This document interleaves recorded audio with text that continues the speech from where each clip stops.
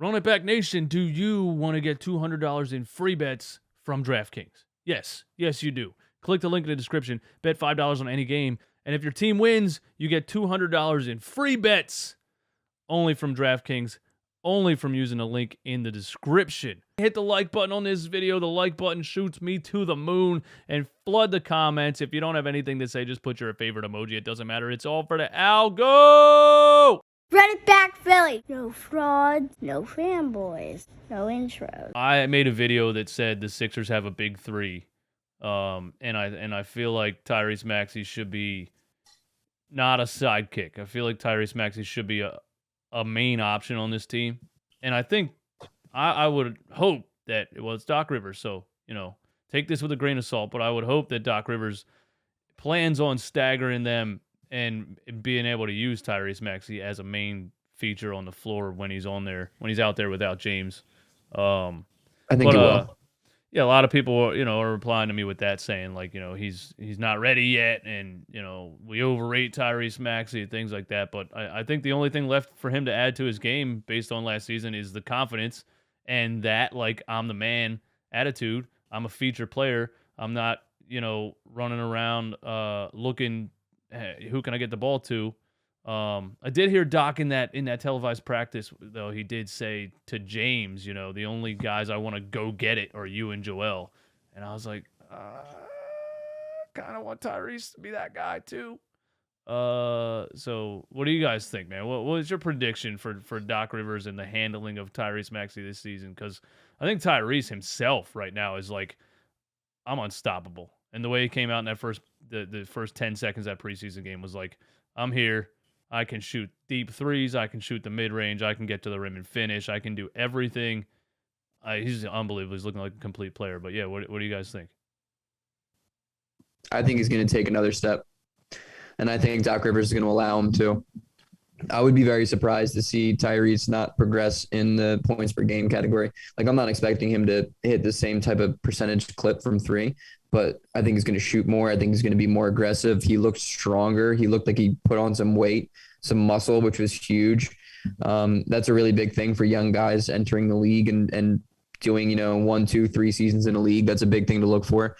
And I think Tyrese is definitely going to make a move, especially after I read a quote from Doc Rivers today saying that he wants James Harden to be a Magic Johnson-esque player, whatever the hell that means. I don't even know if I like that, but I hate Doc Rivers. Holy shit. But I think Tyrese is going to be forced to take another step, because I also think that Tobias is starting to realize that, you know what, dude, I'm the 4th best player on this team. The Tobias ISOs were killing me yesterday, but we didn't have the other dudes. Yeah. That was to be expected. I'll let it slide, but I think mid-season we might be having a real discussion about Tyrese Maxey may be our best option scoring-wise in the half-court situation.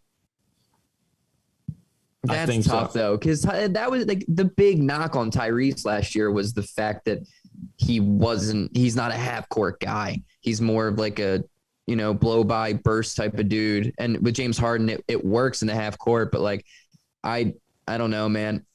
I don't know. That's like, if Tyrese can become a half-court threat, he's going to be an all-star, 100%. I'll put all my money on it, because that's the one thing that he just hasn't been able to do yet in his career. I'm going to put money on it.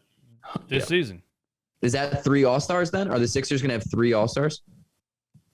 I guess maybe he won't be an all-star just because of the other players that would be there.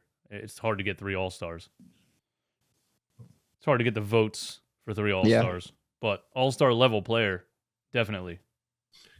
If the Sixers want to be the championship team that we want, Tyrese Maxey has to be on the level of Harden and close to the level of Joel Embiid in terms of how he's used in the offense by the playoffs. Like, teams have to game plan for Tyrese Maxey because they know he's going to be used like a star player. But if Maxey's just a background guy to Harden and Embiid, this team has a floor, because an Embiid run offense, we've seen where that's gotten us second round exits. And that's not a knock on Joel Embiid.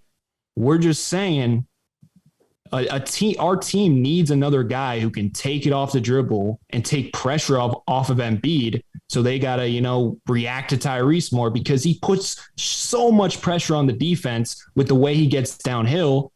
And then Joel could just focus on defense. All he's got to do is focus on defense. And then when he has to take over, he takes over. But I'm telling you, we need Tyrese to be on the level of Harden and Embiid in terms of usage in the offense come playoff time. Well, I just Romp, you broke down the Sixers practice and you heard the things that Doc was saying, and he was still basically he was telling James, you know what I mean? Like, number one is getting the ball to Joel Embiid, and then, we can't be standing around. We got to try to be active and have things moving around him. But I wouldn't. It's gonna be Joel Embiid number one. I would expect that. Yeah, I mean, the pecking order is going to be the same. It's going to be Embiid, Harden, Maxey. But like, just the fact that if Maxey comes before Tobias Harris in the pecking order, it will make our team so much better. Because how good were we last year with Maxey fourth? Like, even just the slightest, decision to give him more touches and more shots is going to just make us a better team. Like, it's that simple. I don't expect Maxey to shoot the ball more than Embiid or Harden ever. But if he is consistently putting up more shots than Tobias Harris, then the Sixers are a much scarier team. And I think the Sixers and Joel Embiid want him to win the MVP. Embiid, that is, more than anything this year. And I think we're going to do everything in our ability to get Joel Embiid the MVP. Everyone thinks he deserves, you know what I mean? So the regular season is going to be similar to last year. We're going to run through Embiid. We're going to do everything we can to get him the MVP. We're going to get him to the games minimum and everything, especially with Jokic is definitely not going to win it. Giannis is probably the only guy.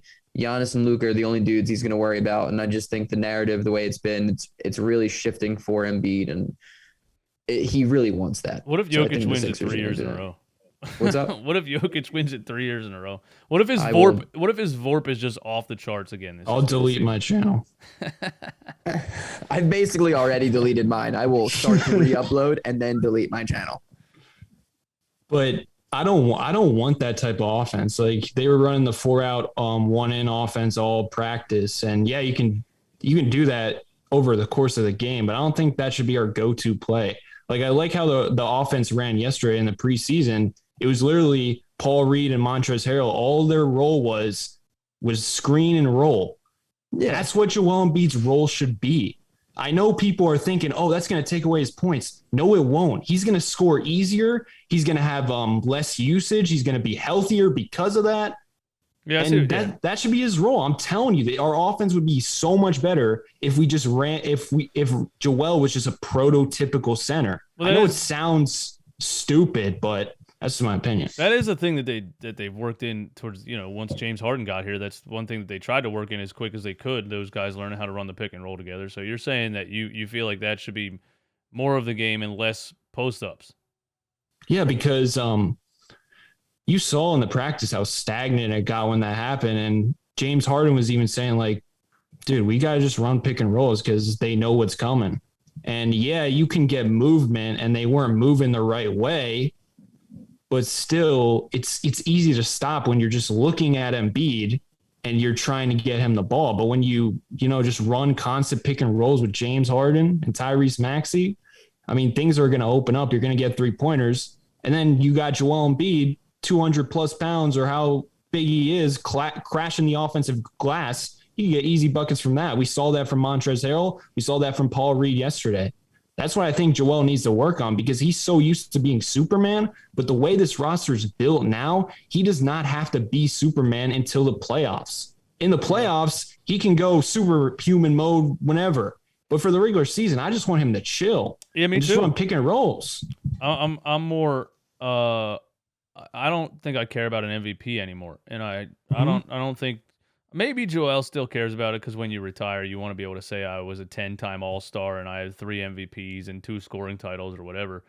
But if the advanced analytics are going to keep robbing him of the MVP, then it doesn't matter that much, I don't think. And he hasn't been healthy. Every single time we get to the playoffs, something happens. He gets elbowed in the face. He gets shouldered in the face by Markelle Fultz. The season before last, he was like the healthiest he's ever been, and he gets a tiny tear in the meniscus that he tries to play through. Torn ligament in the thumb this past time, and the elbow from Pascal Siakam. So I think right now we just want Joel Embiid healthy at all costs. Like I swear to God, like entertainment wise, no, but if we could play him for 40 games, I'd be happy.